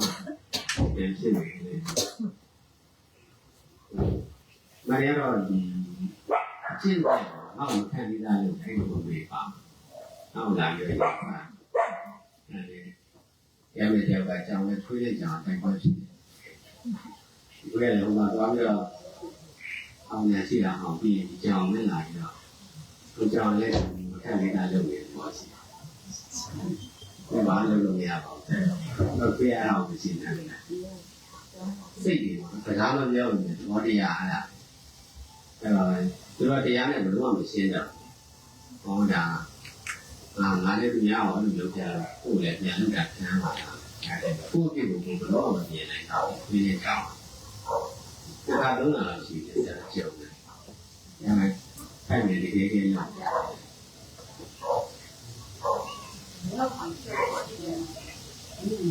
ဒီမှာလည်းမရှိတော့ဘူး။တရားနဲ့ရှင်းပြီးတော့ဆရာတရားနဲ့ရှင်းလိုက်တက်တက်ရှင်းလိုက်ပါဒီဘက်ကဘယ်တော့ပြင်ပြန်လုပ်လို့အောင်ဘက်ကတရားနဲ့ရှင်းအဲ့လိုဟာတွေမြင်အောင်ဒါသတိဆံလို့လူထဲမှာလည်းလုံးဝမလျှော့ကြီးတယ်အကြီးကျယ်တော့သူတစ်ခါကိုယ့်ပြည်ကိုတော့မရှိတော့ခဏပြည်ကိုပဲလုံးဝရှိတယ်အဲ့ဒါကြီးမြင်ရမှာများတယ်ဆရာတော်ကအဲ့ဒါဆိုတရားနဲ့ပဲသူ့ကိုရှင်းတယ်ကိုယ်ပဲရှင်းလိုက်တော့တရားနဲ့ရှင်းတာပြောရတာဉာဏ်လိုက်လို့တော့ကြီးကျယ်လို့ဘယ်လိုဟာတွေမြင်ရလို့အဲ့ဒါလေသူတို့ကမသိလို့မရှင်းတာသူကတော့ရှင်းမှရှင်းတယ်ဆိုပြီးတော့တရားနဲ့ရှင်းတယ်အများလက်ခံဘောပေါက်တာဒီလိုလုပ်တာလေတကယ်သူတို့လောကီကြီးနဲ့ရှင်းတော့ဆရာတော်လည်းတရားနဲ့ရှင်းအားချင်းကြိုက်ဒီလမ်းတော့မပြီးဘူးဒါတော့ပြည့်ကင်းအောင်တရားနဲ့ရှင်းသူဆရာလေးဒီနားလေတယ်ဟိုအလုံးလုံးချင်းတဲ့စိတ်အားကြီးတယ်အဲ့ဒါလေကောင်းပြီးတော့ခုလိုစီဝိုင်းလောက်ရငန်းနေကိုယုံမိဘကျူကနေပြီးတော့တရားပဲအလုပ်ပြောင်းလိုက်တော့အများကြီးဒီရုပ်တဲ့လူကတော့ပြောရမရှိဘူးပြီးတော့နားလဲနိုင်တယ်ကျင့်လဲကျင့်တယ်ပြီးတော့ဆရာလေးကအဖက်နဲ့တရားတွေကိုပြန်ပြီးတော့ဒီကရမတင်တာအဲ့ဒါလည်းမလို့တောင်းတောင်းနဲ့လုပ်လို့မရဘူးသူ့လိုလုပ်နိုင်တယ်သူ့လိုရင်းချင်ဆရာတော်လည်းတရားတွေဖြန့်ပြီးတော့သိရတယ်အခုဆရာတော်တရားကြီးနဲ့ဆရာကြီးရဲ့တရားကြီးဖြန့်တယ်အခုပဲတရားဟောတယ်ကတရားကိုဖြန့်တယ် ရှိပြားကြီးတဲ့ဆိုင်ဒီလန်အစ်တွေသုံးပြီးတော့ဖြန့်တယ်သကလုံးဖြစ်နေတယ်ပေါ့ဖြန့်အဲ့ဒါမျိုးရရှိလို့တော့တနိုင်လာလို့တရားလေးရှင်းပြအခုလိုမြောက်ရတယ်ဒါတော်တော်ကြီးကောင်းတယ်ပြီးတော့ကိုသူများကိုပြည့်မတည်ဘူးပေါ့နော်ပြီးတော့ဟိုကဒီသူ့တွေကိုဟိုကမတည်တဲ့ဆိုတော့ဟိုကမတည်တဲ့ပြောလိုက်ရင်ဒါငကိုလည်းဟိုကရှင်းရှင်းလေးပြောတာအကျိုးကြောင့်နားလည်အောင်ရှင်းပြအဲ့လိုလွယ်လွယ်နဲ့ပြောလိုက်အဲ့ဒါကတည်ကြမှုသူလည်းတည်လို့ဆိုတော့တည်မကြိုက်ဘူးဆိုတော့ဒီလိုလိုနားလည်မှာမှားတယ်အဲ့ဒါတော့မတည်တော့ဘူးတော့မတည်တော့အဲ့ဒါကအဲ့ဒါကိုလေ့လာကိုယ့်ရဲ့စကားမှာဆရာတော်ဝင်ပါတာလို့တော့ဒီအရာကိုလေ့လာပါများတော့ဒီဟာဘယ်လိုပြောရမလဲဘယ်လိုနားလည်မှုအမှားအောင်ဘယ်လိုပြောရမလဲအဲ့ဒါနားမလည်ဘူးနားမလည်ဆိုလည်းမနေကြတော့ဒါတော့ဖတ်မှာပြန်ရှင်းပြဟုတ်တာကိုပြောတာရှင်းလေးလေးမပြောလိုက်တော့သူကသူ့ကိုတင်ပြမလို့ဘူးသူ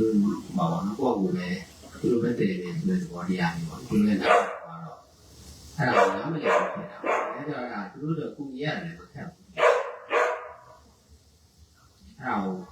အစဉ်တရားလုပ်တတ်ဖို့ပါစကားကလည်းပြောတတ်ဖို့လိုတယ်။ညာဖြင့်အဲ့ဒီလိုစကားကိုသိချာချာမပြောတဲ့အတွက်နားလည်မှုမှားပြီးတော့ဖြစ်နေတဲ့ပြဿနာအဲ့ဒါဒုရထွက်စရာမဟုတ်ဘူး။ဟိုကပြောတတ်အောင်ငကိုရဲကအဲ့လိုမဖြစ်အောင်ပြောတတ်အောင်ကြိုးစားလုပ်တတ်အောင်ကြိုးစားအဲ့လိုဆိုရင်ဒါအစဉ်တရားဆရာတော်အဲ့လိုနည်းနဲ့ပြောတတ်သွားပြောတတ်လာတယ်လုပ်တတ်လာတယ်ပြောတတ်အောင်လေ့လာတယ်ပေါ့နော်။ဒီလိုဖြစ်လိုက်တာနဲ့ဒါအားနည်းချက်ကပါလေဆရာလေးအားနည်းချက်ကပါလေအဲ့ဒါတော့ပါကိုကပြောတယ်ဆိုရင်ပြောတဲ့ဟိုရှင်းရှင်းလေးပြောရမှာလေခုပဲချတဲ့အခါပဲခုချပြီးပြောနေတော့ထည့်တာသူပေါ့ပဲထည့်လိုက်တယ်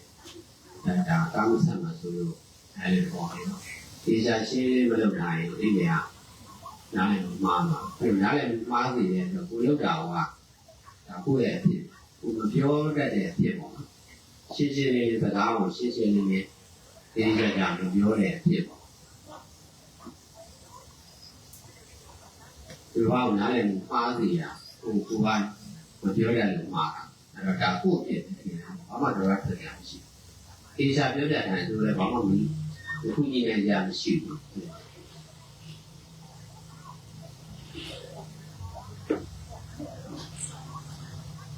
တော့အစားရမသိဘူး။ဘာကြောင့်ဖြစ်တယ်လဲမသိဘူး။အဲ့ဒါတရားထိုင်နေတာလည်းလုံးဝရင်းနဲ့ပြည့်တဲ့နေရာလုံးဝရင်းနဲ့ပါ။အဲ့မှာတော့စိတ်ကတော့ဖြစ်တယ်။ဘာသာစိတ်ဒီလိုမျိုးကိုရဲ့စကားရဲ့ပြောတဲ့ဟာအားအိတ်ချက်ပေါ့။စကားပြောမှတော့ပြီးတော့ဘယ်လိုပြောလို့ရှိရင်တော့ဟုတ်ပြီ။ကြည့်ကြတော့ရောက်တဲ့ခါကျအောင်လည်းပမာစကားပြောဖြစ်တာများပြီးတော့မျိုးပဲပြောတာဆိုတော့အဲဒီမှာပမာစကားခက်ခဲတော့တော်တော်ရှိတယ်ဗျဟိုပြောလို့ရှိရင်ကိုကပြောချင်တာတစ်မျိုးသင်ရနားလေတော့တစ်မျိုးနဲ့တိုင်ပနေတယ်ဗျအဲဒီလိုခဏခဏလည်းအတင်လွဲခံရတယ်ရှိတယ်ဗျဟိုစကားကိုလည်းလည်းပဲပေါ့ဗျဒီလိုမျိုးမွေး white ဖြစ်အောင်မပြောတာဘူးဗျဟိုတစ်ခါကိုလေတော့ဒီမှာပဲအဲ့ဒီကိုမြင်ရပြန်ရတယ်အဲ့လိုမျိုးဖြစ်နေတာအခုလည်းတို့တော့သိတယ်ဗျဒါတော့ကိုရဲ့အားနေချက်ကိုကဟုတ်ပါတယ်သူတို့ဟိုတေးဝဲမယ်လို့ဆရာခဏပြောတယ်လို့မျိုးပဲချဝဲတော့မပြောဘူးကိုရဲ့ပြည့်တယ်ကိုကစကားကိုနားလေအောင်ပြောမပြောတတ်သေးတယ်ပေါ့တော့အတွေ့အကြုံများလေးလာသူများလောက်လာလေလေးလာကိုယ်တိုင်လုပ်လို့ဒီလိုဖြစ်တယ်ဆိုတော့ဒါဘာကြောင့်လဲဆိုတော့အကြောင်းရင်းကိုမှန်မှန်ကန်ကန်ရှာနိုင်ရတယ်။အဲ့ဒါဆိုရင်နောက်ပိုင်းကျရင်ဒါအဆင်ပြေအောင်လုပ်တတ်သွားအောင်မလုပ်ခင်လည်းဟိုမှာသူကလေ့လာ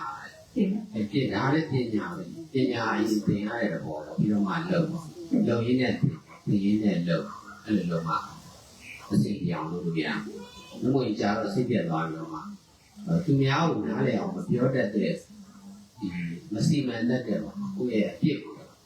ကိုမသိဘူးကျင်တော့မလုပ်တော့အဲ့ဒါလည်းလုံးဝမရှိတော့အဲ့ဒါကြောင့်လည်းဆရာမလုပ်တော့ပြင်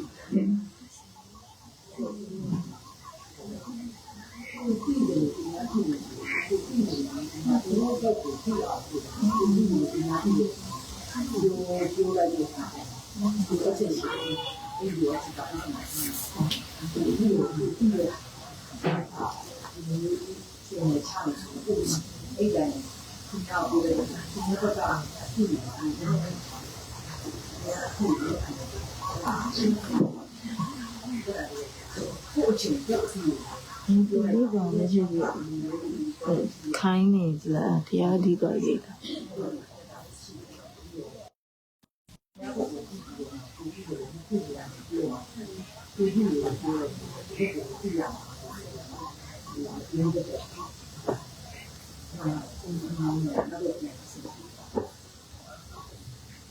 ီတော့ဒီလိုပေါ့နောက်ဆယ်လေးပုံပြလို့ပြီးတော့အဲ့လိုမျိုးတွေအများကြီးရှိဟုတ်အဲ့တော့ဘာဖြစ်လဲဆိုတော့ဆယ်တော်တရားဟောရတဲ့အကြဒီဓမ္မနုပဒနာကြီးဟောတာအဲ့လိုပဲပါဒီလိုမျိုးနားလည်နေတဲ့လူတွေလည်းရှိလို့ရှိဒီတရားပဲကြည့်ပြီးတော့မှဒီလိုပဲဒီတရားဆိုင်ကြီးတရားဆိုင်တော့ဘူးပေါ့ဒါဖွင့်နေဆိုတော့လိုက်တာဘုရားကြီး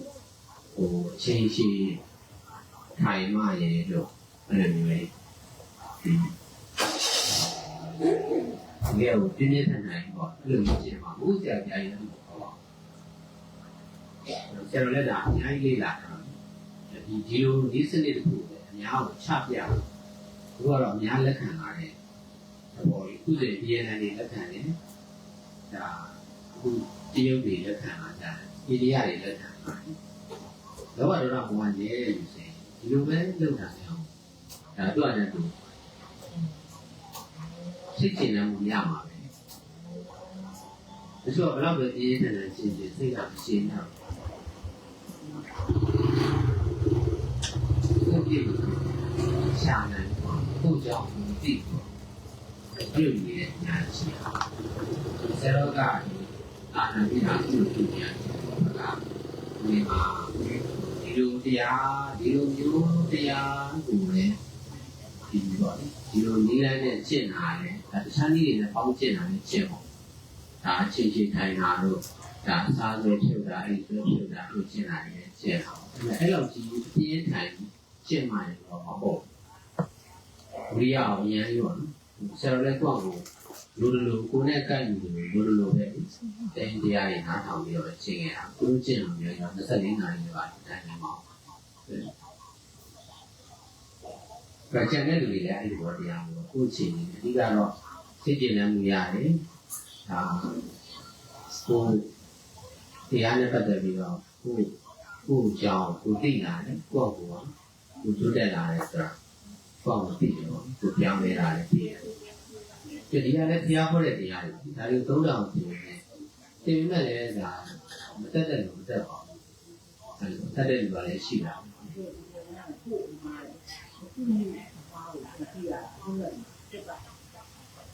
မင်းကနားလေသွားတာနဲ့လေဒီကိစ္စပြီးသွားနားလေဆိုသူ့ကိုအပြည့်မြင်တာမကျင်တတ်ဘူးဆိုတာသူများကိုသူ့ကိုမကျင်တတ်တာကိုယ့်ကိုမကျင်တတ်လေဒါကိုယ့်ရဲ့အမှားကိုမသိဘူးကိုယ့်ရဲ့မသိမှုအမှားကိုဘာမှားလဲဆိုတာကိုဘာအပြည့်လုပ်ထားလို့လေဒေါသဘာလို့ထွက်လဲဆိုတော့ဒေါသရှိလို့ဒေါသထွက်တာ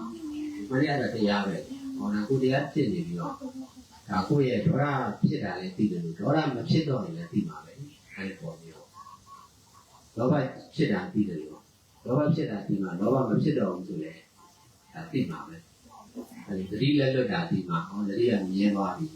သတိမလွတ်တော့ဘူးအဲ့ဒါမျိုးလည်းသိမှာဆိုတော့ဒါတရားပဲဒါကြတော့သူများရဲ့ဒေါသကိုကူးစက်တာရှိတယ်အခုတော့ကိုယ့်ကိုယ်ပဲသူများဒေါသထွက်တာကိုကိုယ့်ကိုယ်ပဲကိုယ်မှာဒေါသမကင်းလို့ဒေါသထွက်လာဒါမျိုးကလည်းဒါတရားပဲတရားဘာဖြစ်လို့ထွက်ရတာလဲလို့သိရဆိုရင်ဒီဒေါသမထွက်တော့သူတို့ပဲပြစ်တင်တယ်ဆိုတာကကိုကတော့သိတာကိုကတော့ဒါကိုပဲစီးနေတယ်ထုတ်ရင်တော့ဘုံလုံးဝိုင်းထုတ်ပြီးတော့ကိုပဲသိတယ်သူတို့ကြောင့်ပဲသိတယ်သွားလို့မှမပြောဘူးပြောရင်တော့မှသူတို့ကတကယ်တော့နားလေဒီမှာနားလေပြောလိုက်တာတော့မှနားမလဲတာလေအများကြီးကြုံပါသူကြားနေမှလည်းကြားဘာလဲကြောင့်လဲတစ်ခါကြာနှစ်ခါသုံးခါပြောရတာမျိုးမျိုးတွေအစားရှိဟုတ်ပါဘူးဆရာဆိုရှိတဲ့အတိုင်းပြည့်ရဲ့ချပြရှိတယ်ဒီလိုမျိုးဒီလိုမျိုးဒီကိစ္စကဘာမှမတတ်ဘူး ပြီးတော့အဲ့ဒါအတိုင်းပြောတာမကြားချင်မှမကြားရင်ကြားရင်အဲ့ဒါကိုကိုယ်ကိုကြည့်တယ်ကြည့်တယ်အဲ့ဒါမသိဘူးဆိုရင်အားရလို့စားရတယ်ဆိုရင်အတွေ့အကြုံပြောခဲ့တဲ့စကားကိုအားလုံးကိုပြောအမှန်တိုင်းပြန်ချပြရတယ်တော့ချစ်စင်တိုင်းကိုချပြရတယ်အဲ့ဒါဒီတိုင်းစစ်တော့ဟုတ်တယ်အဲ့ဒါကိုရားဆိုရင်အဲ့ဒါကိုကြည့်တယ်စစ်တယ်ဒီလိုပြောဆိုပြီးလက်ခံနေမှားနေတယ်နိုင်တယ်ဆွေးနေတယ်စုပ်ပိုင်နေတယ်ဒီလိုရတယ်ဒီလိုလေးခက်ခဲရောကြာမှာတယ်ဒီကိုကြောင့်အဲ့ဒါဒီလိုအလိုဆိုရင်လည်းခက်ဆုံးဖြစ်ဘယ်လိုကြာလဲတော့တော့တော့ပုံဖြစ်ကိုမမြင်ပါပြီးဆိုလဲဟာသူရဲ့ဒေါရမမြင်တော့ဒီကြောင်ပဲဒေါရအတွက်အဲ့လိုမျိုးအကြောင်းအဲ့သူဒေါရဒီဖြစ်အဲ့ဒါဘယ်လိုပဲဖြစ်နေတယ်တရားပြမကောင်းနေပြီအောင်ပြန်လို့ဒီလူတွေရဲ့သဘောတရားဟလားလူတွေကြတော့ဒီလိုဘုရားတရားတန်တရားတွေနားနေနိုင်တယ်ပေါ့ကိုမသိတော့တရားတွေနားတရားတွေလေ့လာပြီးတော့ပြီးလို့ရတယ်ကောင်းကိုမကျင့်နိုင်တော့ဘူးလို့ကျင့်လို့ရတယ်ဟုတ်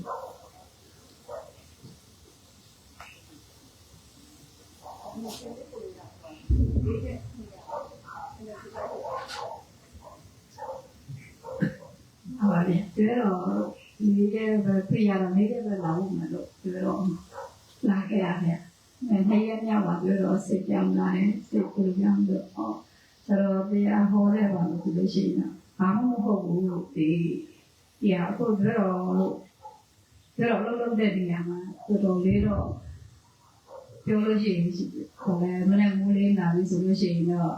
မျက်နှာကဟိုဘာလဲမျက်နှာတိတ်ကမ္ဘာကလည်းရေမိုးရှိုးနိုင်နှုတ်ဆက်လာပြီးဆိုလို့ရှိရင်တော့အလုပ်ပြေးစင်းကြတယ်ဗျပြေးစင်းပြီးဆိုလို့ရှိရင်တော့အဲ့မှာစားတဲ့ဆိုင်ဆိုလို့ရှိရင်တော့တစ်သေးကတစ်မျိုးကန်ဆန်မှာတစ်မျိုးနဲ့ဆိုတော့လူကကစားပါတအားများလာပြီးဆိုလို့ရှိရင်တော့အဲ့မှာတစ်သေးကလည်းလောဘကြီးတယ်ဟိုတရုပ်လို့ဆိုတော့လောဘတော်လေးရှာရရောက်ဒီမှာနာမသိဘူးဆိုတော့အဲ့ဒါနဲ့အဲ့လိုတော့လောက်ရပေါ့ဗျာတွေတော့ပြီးတော့ရွာကလူတွေလည်းတော်တော်လေးကိုလောဘကြီးတယ်လောဘကြီးတော့သူတို့ညပိုင်းနဲ့အလုပ်လုပ်ကြတယ်နေ့ပိုင်းနဲ့အလုပ်လုပ်ကြတယ်အဲ့ဒါဆိုတော့ပူတိုင်းနဲ့ပဲအဲ့လိုမျိုးပဲ6နှစ်တိတိပြောတော့နေ့ရောညရောဆင်းပြီးတော့အလုပ်လုပ်တာအဲ့ဒါဆိုတော့တရားတွေနားထောင်ပြီးတဲ့အခါကျတော့ဘာမှလည်းမဟုတ်ဘူးဆိုပြီးတော့ဘာလို့ဒီအလုပ်တွေကိုလုပ်နေရလဲသမီးနဲ့ဟိုစားရတဲ့ခါကျတော့စားရတာပဲဒီမှာရိတ်ကြမှာနေတော့လေသမီးစားရတာပဲဟိုမှာလည်းသမီးစားရတာပဲအဲ့ဒါဘာအတွက်ကြောက်ပေါ်တော့ရှာနေတော့မှပြီးတော့အဲ့တော့ဘာမှဖြစ်တဲ့စိတ်ကတော့ဒီဘာမှမဟုတ်တဲ့အရာတွေအတွက်အလုပ်တွေနေမညာပါဘူးနော်အလုပ်လုပ်တယ်ပြီးတော့လောဘနဲ့ရှာတယ်ပြီးတော့ဒေါသဖက်တယ်အဲ့မှာအမှုတို့တွေကြီးပဲလေဗျအဲ့ဒီဟာသိတဲ့အခါကျတော့သူတို့တွေပြန်ပြီးတော့ပြောပြခြင်းနဲ့ပြောပြခြင်းနဲ့ကိုကဘာလို့မသိဘူးဆိုလို့ရှိရင်ဘယ်လိုလုပ်ပြီးတော့ပြောလို့ရွာလို့ပြောပြလို့ရမှာလေပေါ့နော်ပြီးတော့တယောက်ပြီးတယောက်အသက်40ကျော်50ကျော်နဲ့ပဲတယောက်ပြီးတယောက်ဆုံးသွားကြတယ်ပြောလို့ရွာဆိုလို့ရှိရင်တော့ဆယ်ရအောင်လို့လို့ကျန်တော့ထိုင်းကြကြမလေးရှားသွားကြနဲ့အဲ့လိုမျိုးပဲသွားကြတယ်သွားပြီးဆိုအဲ့လိုမျိုးနေ့ပိုင်းညမှာပဲရှာတယ်ရှာတော့အဲ့မှာအပုတူမှလည်းမသိဘူးအဲ့မှာတော့နှစ်ရက်မြောက်ပါဆိုတော့အော်ဒါလေးကအကုန်လုံးအပုတူကြီးပဲအဲ့ဒါကိုလည်းသိတဲ့ခါကျတော့သူတို့ပြောပြချင်တယ်နော်ကိုကအများကြီးသိဆိုတော့ဘယ်လိုလုပ်ပြောပြမှာလဲလက်လာမှာပဲပြန်ပြီးတော့ရှင်းရတာမှာလို့ဆိုပြီးတော့ပြောတော့ပြန်မသွားတော့ဘူးပေါ့နော်ပြီးတော့သူတို့ကိုလည်းပြောပြခြင်းနဲ့စိတ်ရရှိတယ်ကိုတိုင်းသိမှပဲညောင်မျှဝေလို့ရမယ်ကိုတိုင်းသိအောင်အရင်ကြည့်မယ်ဆိုပြီးတော့ပြောတော့အဲ့ဒါနဲ့ပြောတော့ပြန်မသွားတော့ဘူးတစ်သေးကိုလည်းပြန်မလာတော့ဘူးပေါ့နော်sorry တော့အဲ့လိုပြောတော့တစ်သေးကလည်းနည်းနည်းတော့ တော့စာအုပ်ရောတင်ရတဲ့စုထားတဲ့ဆိုင်ပြန်မပေးဘူးဗျ6လပြီးတဲ့ခါကျမှပြန်ပေးတယ်အဲလည်းပြောတော့နောက်ပိုင်းအဲ့ဒါနဲ့သိအောင်ကြိုးစားတယ်သူတို့လည်းပြန်ပြီးတော့ပြောပြချင်တယ်သူတို့ဘောရတယ်ပါလေလို့ဒီလိုမျိုးပဲပုံသုံးတတ်ကြတယ်ကျွန်တော်တို့ရွာမှာဆိုလို့ရှိရင်အဲ့ဒါဆယ်တန်းပြီးလို့ရှိရင်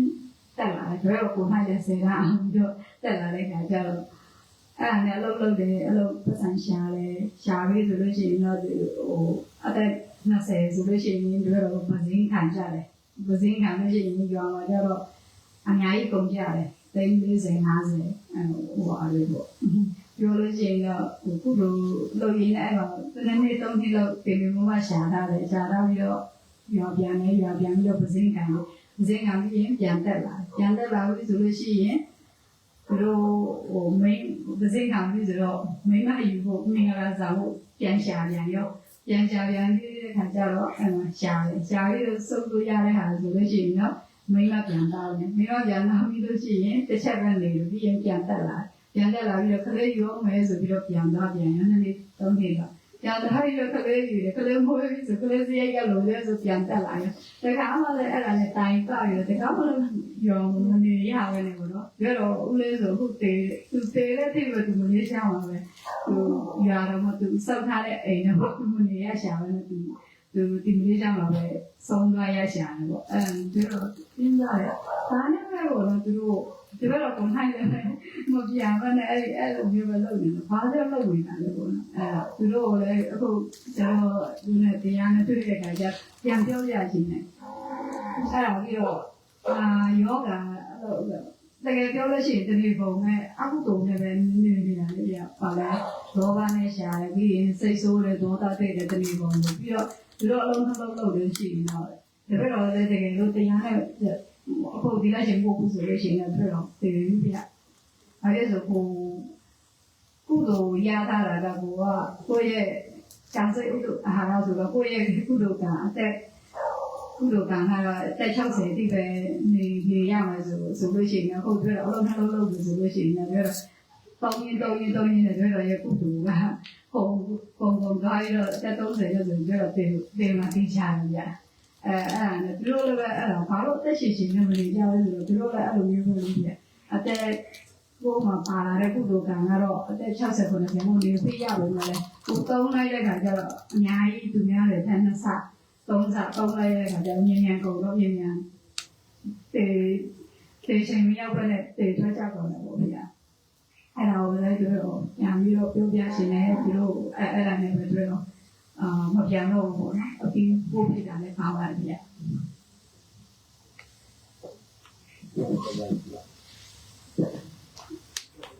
တက်လာရှိတယ်တော့30နှစ်ပါဗျာ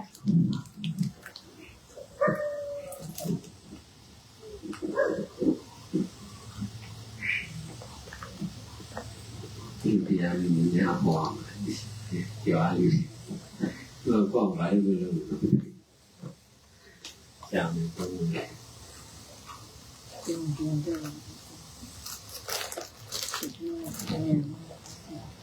မလေးရှားရောက်တဲ့လူတိုင်းအကုန်လုံးအဲ့လိုမျိုးနဲ့ပဲရှိနေနိုင်ငံခြားရောက်တဲ့သူတွေဘဝတွေကအဲ့လိုမျိုးအာမတိညာမတိနဲ့တည်သွားကြတယ်မျိုးစရာဘဝလည်းရတယ်ဘာလို့သူတို့မသိကြဘူးအဲ့ဒါနဲ့မကျော်စီတရားတန်ခါနဲ့ဆုံးပြရတာအများကြီးနဲ့ဆောင်ရှိတော့အများကြီးပဲရှိတယ်ဟိုမြင်ရတယ်ပေါ့ဗျာဟိုဒီကြုံရခဲ့တဲ့လူကဖရားရဲ့တာသနာပြီးတော့ဆရာတော်သမားတော်တွေရှိနေတဲ့အချိန်မှာဟိုကတွေ့ကြုံနေရတာနဲ့ဟိုဝင်ပြီးတော့မလုပ်ဘူးဆိုလို့ရှိရင်တော့ဒီတိုင်းပဲပုံသွားမှာပဲ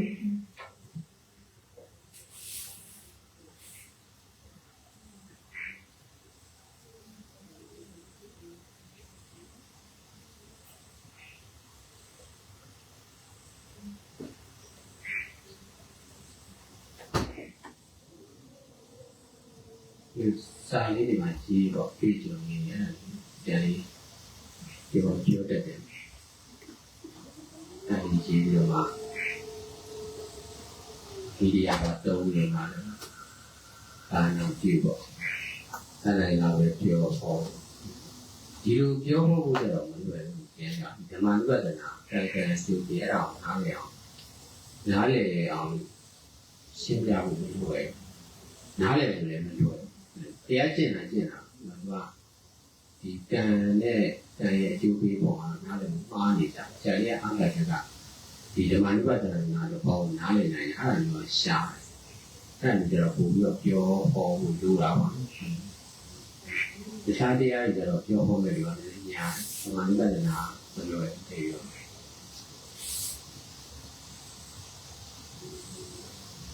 အဲ့ဒါလည်းဆရာတော်ဒါကိုညပြီးပြောဟောတာညာလာဟောမယ်ညာဟောပြောရှင်းပြမှုလုပ်တာဘုရားကျွမ်းကျင်တော့ဒါမှလည်းရှင်းနေတယ်ညာဆရာလေးကိုဒီလိုငယ်ရွယ်နဲ့ဒီလိုနားလေဆိုတော့ပို့ပြီးတော့ရှားတယ်တခြားတရားတွေပြန်မယ်ကညာဓမ္မဝိပဿနာတောင်းတော့မပြန်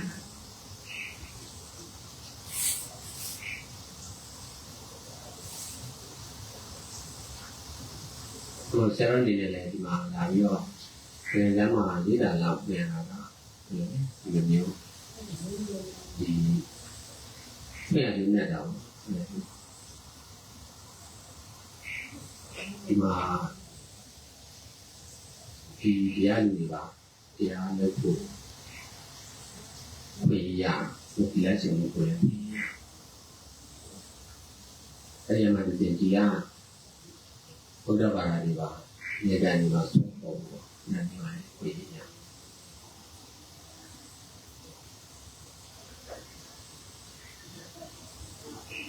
်ဒီတရားတော်ရတာခုနခွေးနဲ့ကြောင်နေပါဆရာကျတော့ဒီဟာကိုခွေးကိုလည်းခွေးဘက်ကလည်းမလိုက်ကြောင်ဘက်ကလည်းမလိုက်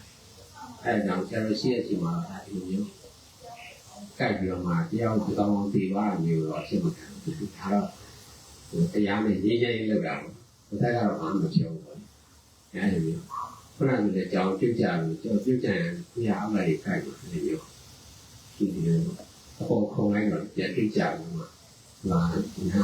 ခုနဘုံလေးပုံမှာလည်းကပြန်ပြီးတော့ဒီလေးပါအပြုတ်ကြရင်ဘုရားလည်းကြိုက်လို့စောင့်နေတယ်။တရားနဲ့ကြတော့လို့နှုတ်ဝင်လို့ခွေးစစ်တဲ့လူခွေးပဲလိုက်ကြောင်စစ်တဲ့လူကကြောင်ပဲလိုက်အဲ့ဒါဆိုလည်းအခုလိုဖြစ်တယ်။သူလုံးဝတော့တာဒီကောင်ကတော့မှန်တယ်မဟုတ်ဘူး။ကြောက်ကြရဘူး။အနေကပ်ပြီးတော့မှရန်လူလောက်နေတာနောက်တဲ့နေရန်စားရလောက်တယ်မျိုး။ဒါတော့ဘယ်မှမလိုက်နေနဲ့ဒီလိုဒါနဲ့ပဲလို့ပေါ့။နောက်ကလိုက်ကြိုက်တယ်ဆိုရင်အခုဖြစ်တော့မှအနေမဖြစ်အောင်တဲ့အနေမဖြစ်အခုဖြစ်ရင်ဒါဆိုလည်းတိုက်တော့မှပဲခွေးရတိုက်တော့မယ်ဆိုရင်ဒီကြောင်တော့ဒီတော့မှပဲအဲဒီမျိုးအဲ့ဒီလိုစိတ်တွေကလက်မခံအောင်တော့အဲ့ဒီစိတ်တွေပြောင်းအောင်အဲ့ဒါကကိုယ့်ရဲ့အကျင့်ပါနေတဲ့အခုလိုတစ်ခါတော့လည်းမဖြစ်သေးတာကိုဖြစ်လို့တော့မနေ့ကတော့ဖြစ်တယ်မဖြစ်ပါဘူးသူတို့ကအဲ့လိုဖြစ်တဲ့အတွက်ကိုယ်လည်းဖြစ်မှာကိုယ်ကလည်းမျိုးကားလည်းတိုက်ပြီးတော့မယ်ဆိုရင်ကိုယ်လည်းကားစီတယ်ဖြစ်မှာဒီကနေ့ကြောင်လည်းအကြိုက်ခံတော့မယ်ဆိုရင်ကိုယ်လည်းအကြိုက်ခံမှာအဲ့လိုကိုယ်လည်းအဲ့လိုဒုက္ခရောက်မှာမကောင်းနိုင်ဆွဲနေအဲ့ဒီဆွဲတရားလို့ပြောတာဆွဲဖြစ်တာလို့မဖြစ်ရဘူးဆိုတာမျိုးမတားနိုင်ဘူးဆိုရင်တော့မြင်တဲ့အတိုင်းပဲရှေ့ကြိုပြီးတော့မှလို့မလုပ်ရဘူးပေါ့ဒီဥစ္စာကမှစိတ်ကိုထားပြီးတော့အောင်လဲအောင်တာပဲရရှိနေဖြစ်တာဒီတော့မှပါရင်မပါဘူးလက်တဲ့တာနောက်စိတ်ချနောက်စိတ်ချ